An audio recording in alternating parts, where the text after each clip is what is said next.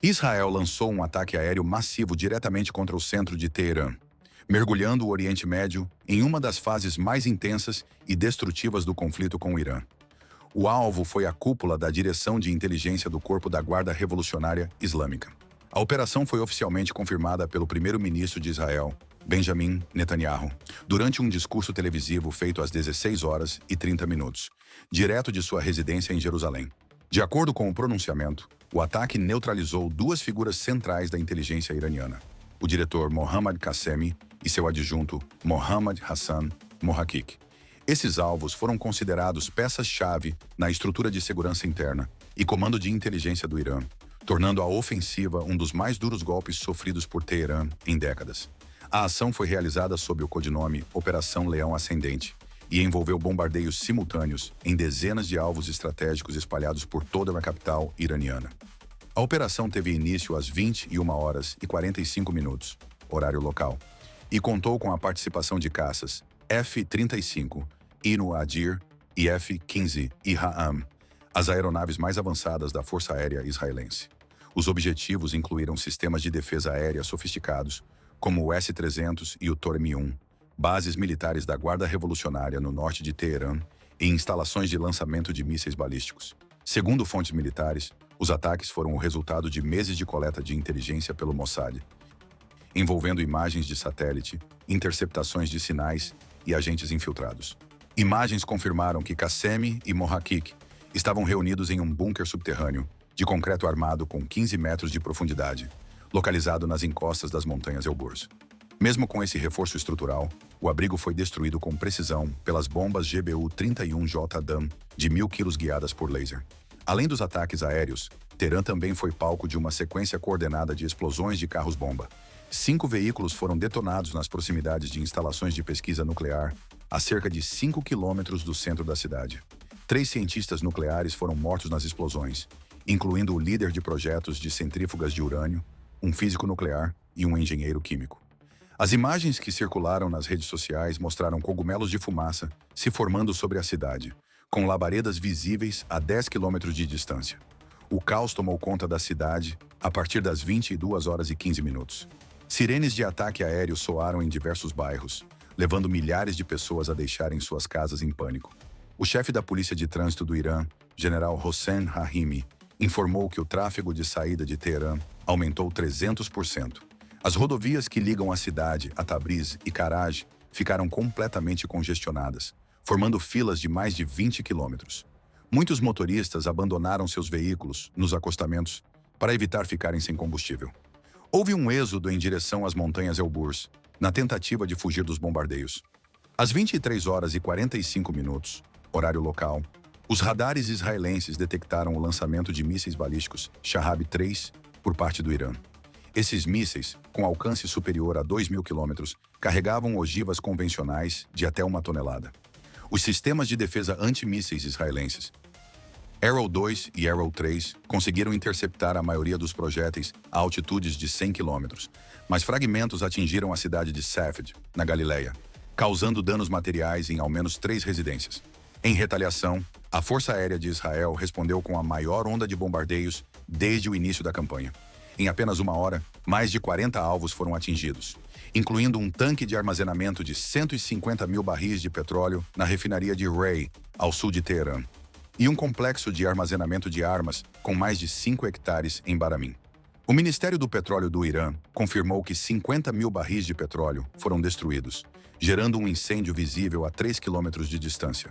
Os bombeiros, mesmo utilizando tanques de espuma, não conseguiram controlar as chamas devido aos ventos fortes.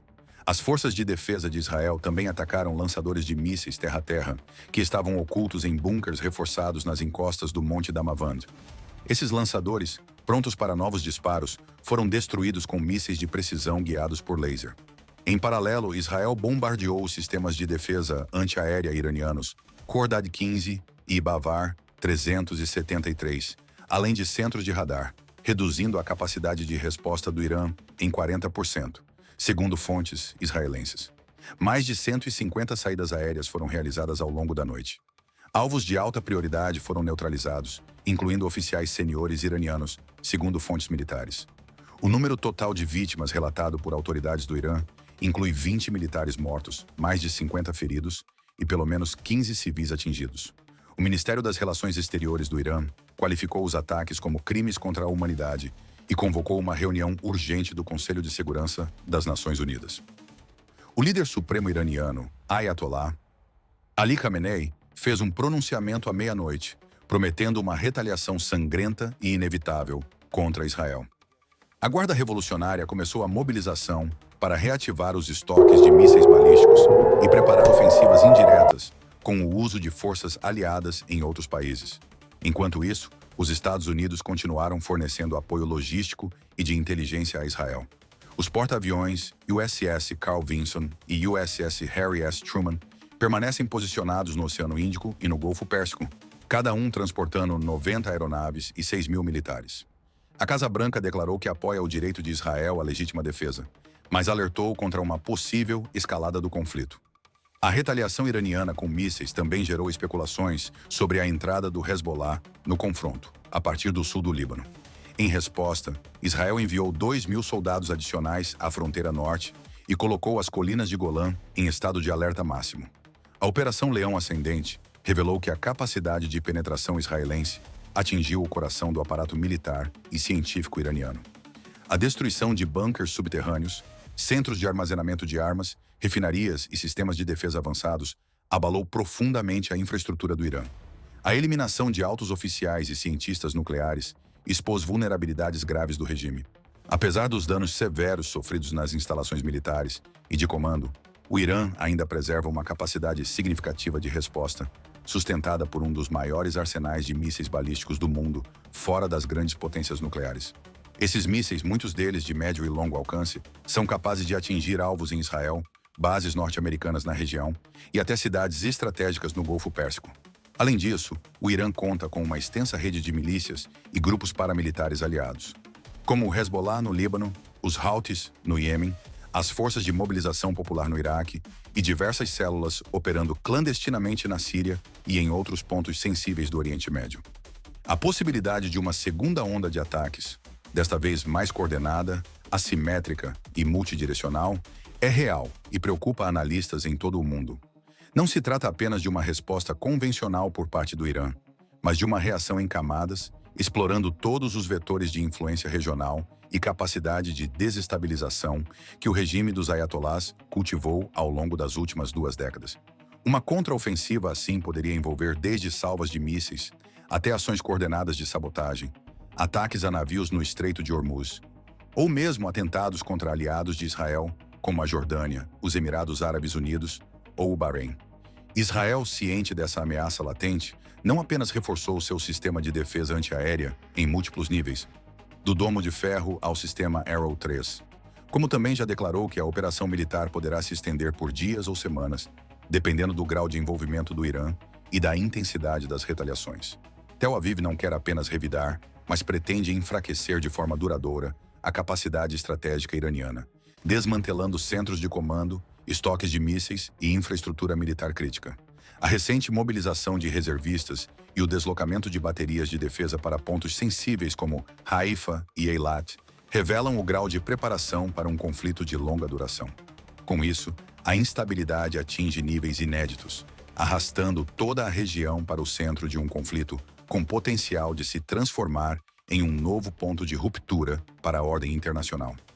Os Estados Unidos, ainda que evitem um envolvimento direto, já reforçaram suas bases no Golfo e mantêm grupos de ataque navais próximos, prontos para intervir caso seus aliados sejam atingidos. A Rússia e a China, por outro lado, tentam explorar a situação para ampliar sua influência regional, posicionando-se como potenciais mediadores, enquanto reforçam seus laços com Teherã. A diplomacia global está, neste momento, sob pressão extrema. As Nações Unidas convocaram reuniões emergenciais, mas os vetos e interesses cruzados entre os membros permanentes do Conselho de Segurança dificultam qualquer resolução efetiva. Ao mesmo tempo, chancelerias europeias, como a da França e da Alemanha, apelam por contenção, mas reconhecem nos bastidores que a escalada pode sair do controle. O Oriente Médio vive, assim, o auge da tensão militar deste século. Trata-se de uma confluência de fatores: rivalidade ideológica, disputa regional por hegemonia, colisão entre redes de alianças, que transforma o atual embate entre Israel e Irã em algo muito maior do que uma simples troca de mísseis.